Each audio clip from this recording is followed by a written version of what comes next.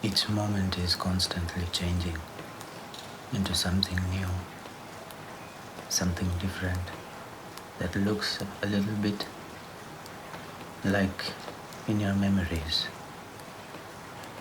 But as long as there are these memories, you'll always try to find, to match something in the memory and continue from that point. So, if you have seen a person with whom you did have not so good experience, and when you see that person after 10 years or 20 years, you still feel, you still think, you still see the person from the old glasses, the glasses of these memories. And just like these memories, there are traits which stays. Some traits slowly fade away, some habits slowly fade away, some slowly come in. But that's a long process to see. It takes years and years of sampling to know traits, to understand patterns, to understand memories, that things are changing constantly in the subatomic level, a little slowly in the atomic level, even so more slowly in the molecular, and then there are objects, bodies, beings. And this memory has continued for ages. Our body itself has memories of millions and millions and millions of years. Basically, DNA itself is a pack of memories. And if DNA is a pack of memories and it has shaped our biological body to arrive at this point in time, to be able to create something to ease its life and to go around the world exploring, expanding, understanding, learning, reflecting.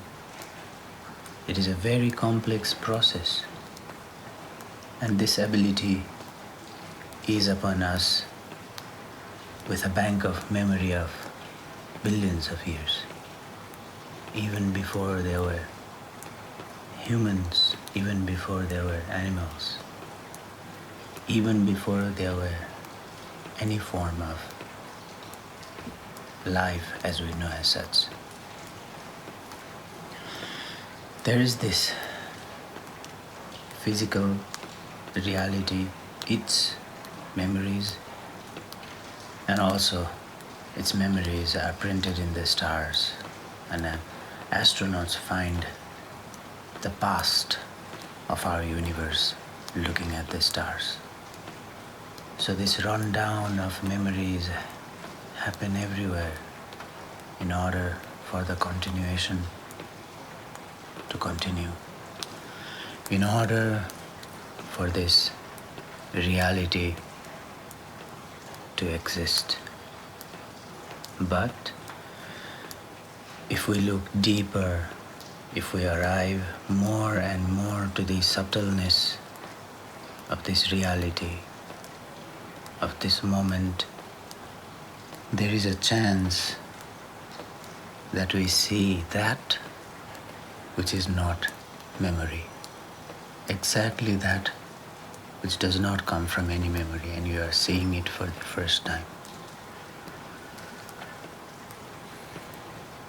In Buddhist epistemology, the knowing, this continuation of the memory,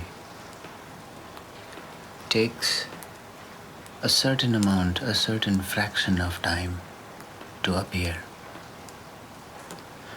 So whenever we see something, there is a certain moment, certain time lapse that happens before we realize, before we know, before we see what it is, who it is, what memories do we have of this particular thing that we see. So, when you are in a position that you see, that you have seen, yet the memories are yet to arrive, and you are still knowing that this is happening, you are not the memories. You are not the memories of any kind. You are just observing, witnessing this happening.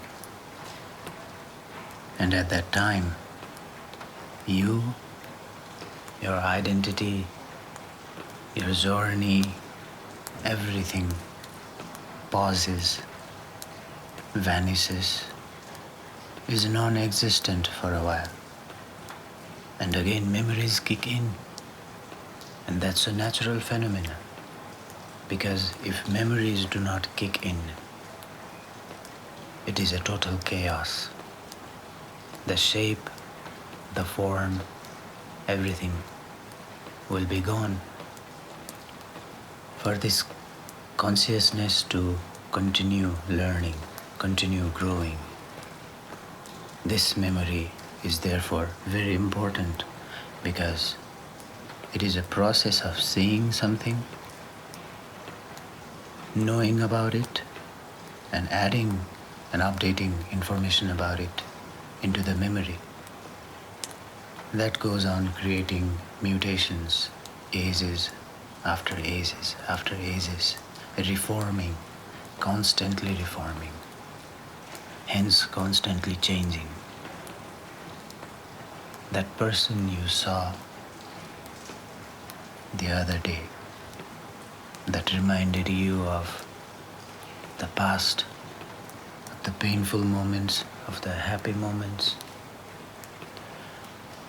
That person is no more in this moments. They may have even forgotten about those moments you still remember. That is not the same person. And you are also not the same person. Each moment we all are constantly changing.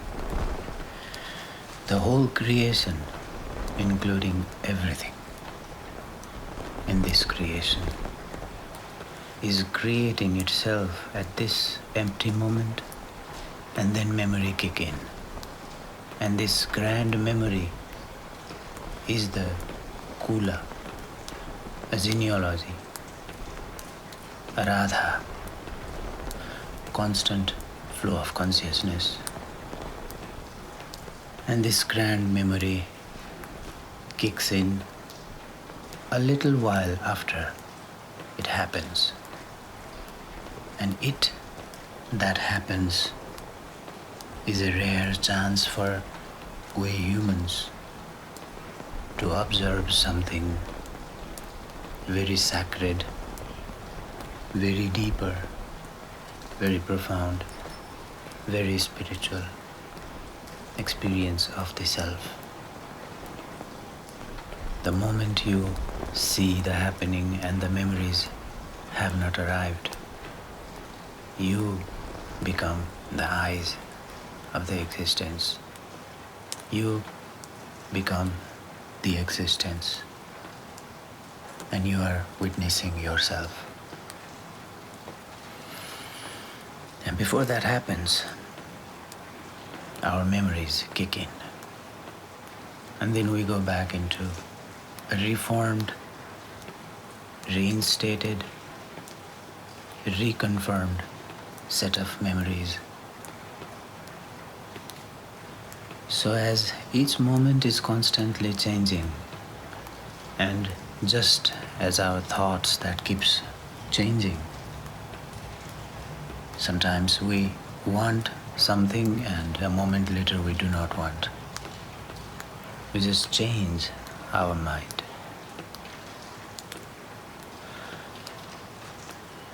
The person that wanted it is also you, and the person that later didn't want it is also you. Yet the experience has changed, yet the desires has changed, the attachments has changed, and we all have gone through a certain change. If that is happening moment after moment, then by the day and by the night, we have changed tremendously. Therefore, sometimes we sleep happy and wake up feeling down, feeling sad. Or sometimes we feel extremely unsettled, and when we wake up, it is calm. Everything is good. Things are looking nice. Every day you wake up is a different experience, because the body is different, the mind is different. That you that has changed is the memory.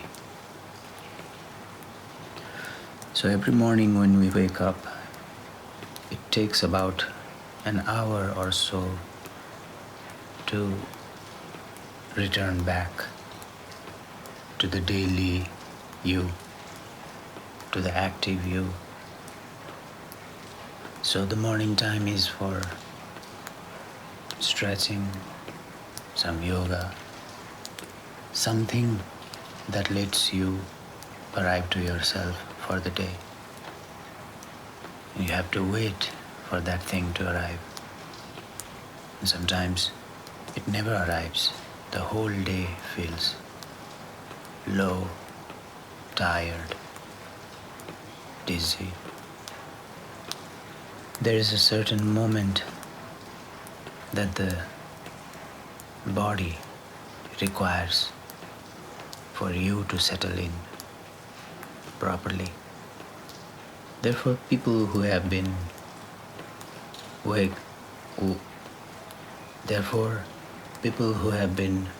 up. Therefore, people who have been waken up, they don't feel so good right away. They don't like something about it. And people usually need time after waking up to finally get out of bed. So what happened here? Why does it take so much time to finally come back? Even if the memories have kicked in, you have not kicked in yet. The character that was you has not kicked in yet. The responsibilities that the character had has not kicked in yet. The relations, the stories, the incidents, happenings that the character had has not kicked in yet. So you feel disoriented, lost. When you slept and you were silent, slowly these characters fade away, its stories fade away, and you reach to this happening, this constant happening, and there you get recharged. Their memories are being processed. Their different things are happening unaware every night for every being all around this planet. And it's a huge change that is happening. It is part of rest for the body and mind. And just like this rest that the body needs, the mind also needs. Just as we let go of the body, and get recharged for the next day, the mind also needs letting go. And what remains is again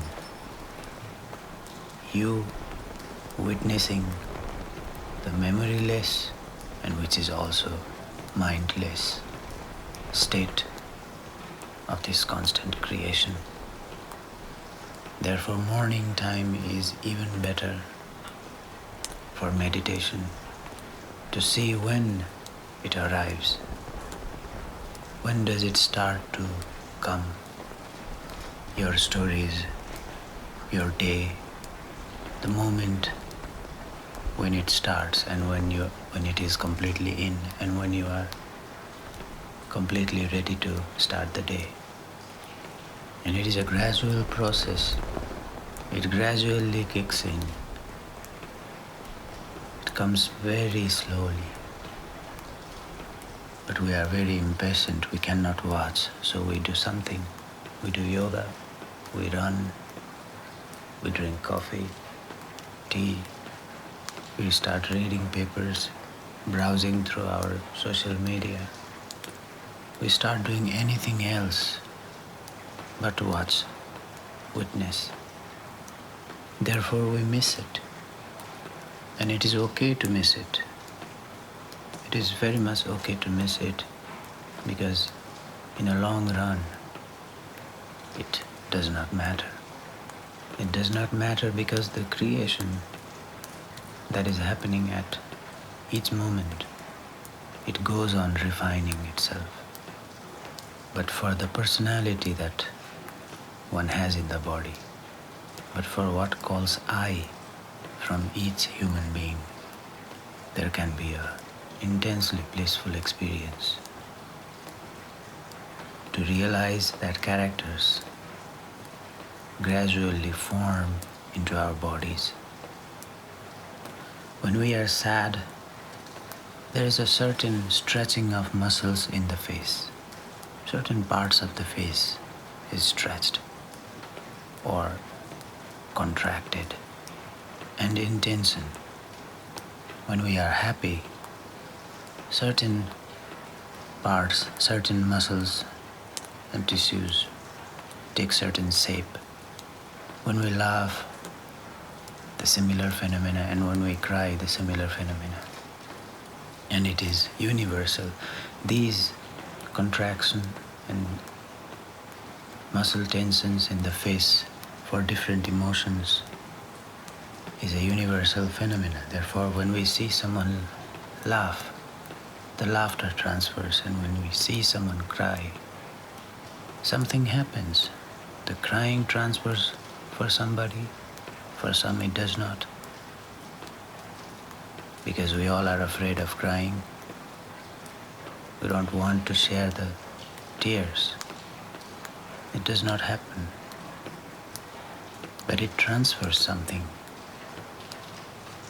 It communicates something. Which is why we know when someone is having a down day, a sad day. We immediately realize by looking at the face that something is different. Someone is feeling down.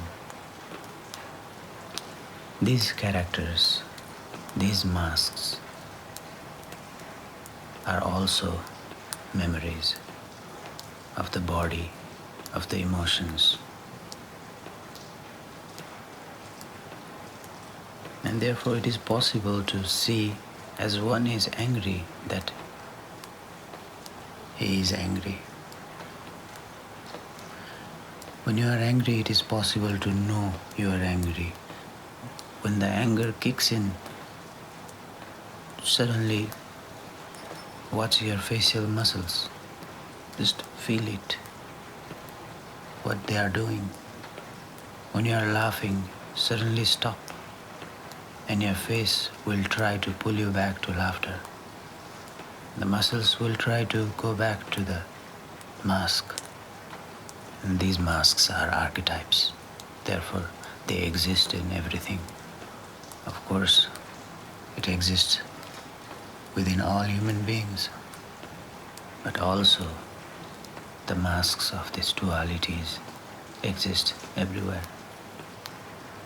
And being in the center or the middle path or the middle way is that you are seeing it in such a position that memories yet have to come in, and therefore no negative, no positive, no day, no night. They are simply arriving a little later. They're always late. You are always present, here and now. So after waking up in the morning, take a time to watch yourself. And they have been given this message everywhere around the world. And in many cultures, people worship after waking up. Take a time to light some candles, burn some incense sticks or powders.